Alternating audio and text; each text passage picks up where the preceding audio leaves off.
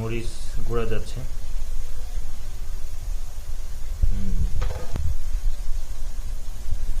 এটা জিরা গুঁড়া যাচ্ছে।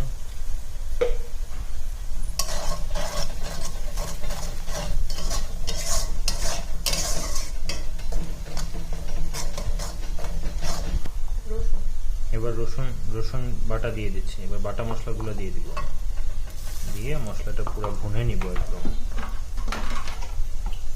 এবার দিব হচ্ছে কিছুটা আদা বাটা। ঠিক আছে, এই যে আদা বাটা চলে গেল।